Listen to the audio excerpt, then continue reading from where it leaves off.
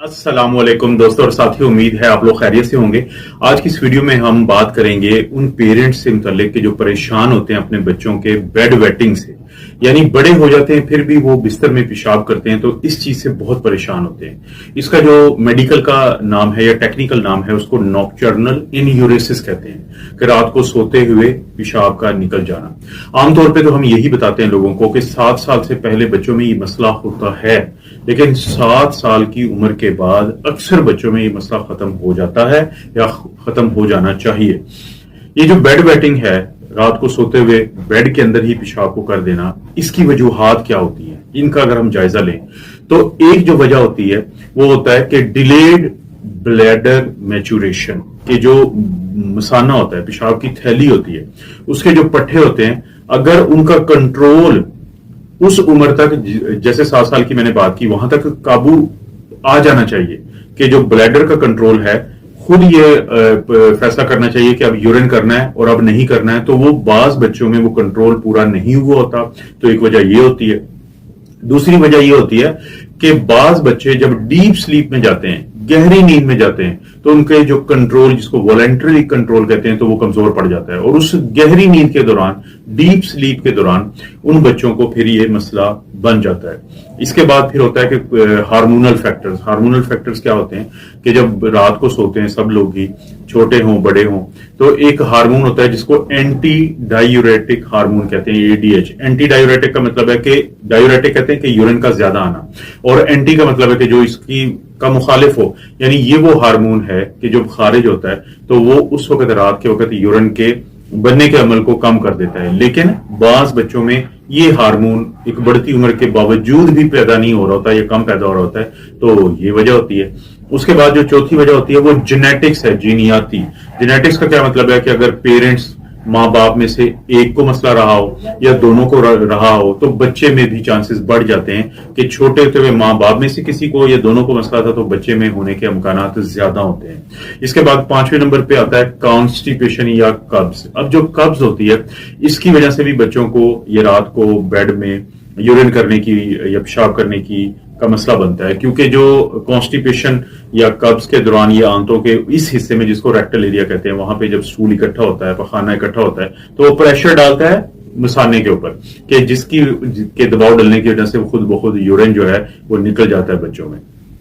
इसके बाद जो 6ठे नंबर पे है कि जब किसी बच्चे को स्ट्रेस हो, किसी बच्चे को या एंग्जाइटी हो, या बच्चों को कैसे हो सकती है, देखिए जो छोटे बच्चे, जब उनका कोई नया बहन भाई आता है उस वक्त उनको स्ट्रेस हो जाता है। अगर बच्चे को का स्कूल चेंज हुआ हो तब उनको स्ट्रेस आ जाता है, या फैमिली में कुछ इश्यूज चल रहे हो, जैसे माँ बाप की लड़ाई होती है, डाइवोर्स हो जाती है, सेपरेशन हो जाती है, घर में कोई और लड़ाइयां चल रही होती है, तो बच्चों के ऊपर भी इन चीजों का असर पड़ता है, तो उन दिनों में फिर ये मसला ज्यादा हो जाता है। इसके बाद ये है कि जो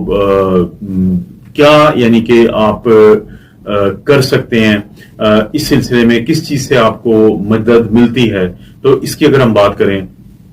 तो एक तो कोशिश करें कि बच्चे को सजा मत दें, क्योंकि ये बच्चे का इसमें कोई कसूर नहीं होता, ये बायोलॉजिकल इश्यूज हैं। अगर आप बच्चे आपने सब्र से चलना है और बच्चे की रहनुमाई करनी है, लेकिन उसको सजा नहीं देनी, उसके साथ आपने सख्ती नहीं करनी, क्योंकि उससे मसला तो हल नहीं होगा लेकिन खराब हो सकता है, क्योंकि इससे एंग्जाइटी ज्यादा होती है। उसके बाद कोशिश करें कि रात को सोने से 1-2 घंटा पहले बच्चे को नजर रखें कि वो पानी ना पिए, बल्कि दिन भर ज्यादा पानी दें, लेकिन रात को सोने से 1-2 घंटा पहले पानी कम से कम कर दें, ये चीज मदद करती है। इसी तरह से कोशिश करें कि रात को सोने से पहले तो लाजमी बच्चे को वॉशरूम भेजें, समझाएं उसको कि यूरिन करने के लिए, और रात का भी एक टाइम फिक्स कर लें कि सोने के कितने घंटों के बाद आप एक दफा फिर करेंगे, उससे थोड़ा सा मदद मिल जाती है, क्योंकि ब्लैडर भरता है तो ये मसला होता है, जब ब्लैडर वो फुल नहीं होगा तो चांसेस यही हैं कि बहुत ज्यादा फायदा हो जाएगा। इसी तरह से कोशिश करें कि प्रोटेक्टिव बेडिंग, ये जो वाटर प्रूफ मैट्रेस कवर मिलते हैं, तो उनका इस्तेमाल ज्यादा करें, क्योंकि पेरेंट्स को सबसे ज्यादा जो इरिटेशन होती है, गुस्सा उनका बढ़ता है, बच्चे के ऊपर भी जिसका वो इजहार कर सकते हैं गुस्से का, वो बार बार ये होता है कि ये जो बिस्तर खराब होते हैं। लेकिन जब आप इस तरह का कोई कवर यूज करेंगे मैट्रेस वाला, तो उसको बहुत आसानी से साफ किया जा सकता है, तो ये चीज आपकी मदद करेगी। इसी तरह से आप कोशिश करें कि जो ड्राई नाइट्स होती हैं उसमें बच्चे को आप पॉजिटिव री इन्फोर्समेंट करें। मतलब क्या है इसका कि देखिए, अगर हफ्ते में आपको लगता है कि इस रात कोई ऐसा नहीं हुआ कि बच्चे ने यूरिन नहीं किया बेड के अंदर, तो उसको पता हो कि उसको इस चीज का करने का तो सजा नहीं मिलेगी, लेकिन नहीं किया तो इसका कोई ना कोई गिफ्ट मिल जाएगा, कोई ना कोई शाबाश मिल जाएगी, कुछ ना कुछ ऐसा होगा जिससे बच्चा इनकरेज फील करेगा कि वो इस चीज पे कंट्रोल को पैदा करने के लिए। उसके बाद ब्लैडर ट्रेनिंग होती है। ब्लैडर ट्रेनिंग क्या होती है कि दिन के वक्त में आपने कोशिश करनी है कि बच्चे को कहें कि जब वो बच्चा कहता है कि मैंने वॉशरूम जाना है, तो उसको कहें कि थोड़ी देर के लिए होल्ड करे। जब वो होल्ड करेगा तो ये उसको आहिस्ता आहिस्ता इस चीज की आदत डलती जाएगी, और जो आदत वो पक्की हो जाएगी, ब्लैडर पे कंट्रोल पक्का हो जाएगा, तो इससे भी बहुत ज्यादा मदद मिलती है। उसके बाद डॉक्टर के पास कब जाना चाहिए? देखें, एक तो डॉक्टर के पास उस वक्त जाना चाहिए कि जब बच्चे की उम्र 7 साल से ज्यादा हो चुकी हो, तो फिर भी ये मसला चल रहा हो, क्योंकि जैसा कि मैंने वीडियो के शुरू में जिक्र किया कि जब तक बच्चे की उम्र 7 साल से कम हो तो ये मसला रहता है, ये कुदरती तौर पे भी रहता है, लेकिन 7 साल के बाद ये खत्म होना चाहिए। लेकिन 7 साल के बाद भी अगर चल रहा हो तो फिर डॉक्टर से रब्ता करें। इसी तरह से मसला ठीक हो गया था, लेकिन कुछ महीनों बाद, कुछ साल के बाद दोबारा ही वापस आ गया, तो फिर जरूर एक दफा डॉक्टर के पास जाएं। इसी तरह से अगर आपको यूटीआई, यूरिनरी ट्रैक्ट इन्फेक्शन, या ये शक पड़ता हो कि बच्चे में पेशाब वाली जो नाली है उसकी इन्फेक्शन हो सकती है, तो उस वक्त डॉक्टर के पास जाएं। इसी तरह से इस आदत के साथ साथ अगर बच्चा जो है उसको प्यास ज्यादा लगती हो, उसको दर्द ज्यादा होता हो, तो उस सूरत में भी डॉक्टर से रब्ता करें, क्योंकि जो टाइप 1 डायबिटीज मिलाइटिस होती है वो टीन एज के बच्चों में क्योंकि ज्यादा होती है, यंग बच्चों में ज्यादा होती है, या कोई भी इस तरह का प्रॉब्लम हो सकता है कि जिसका जरूरी है कि डॉक्टर उसको देखे।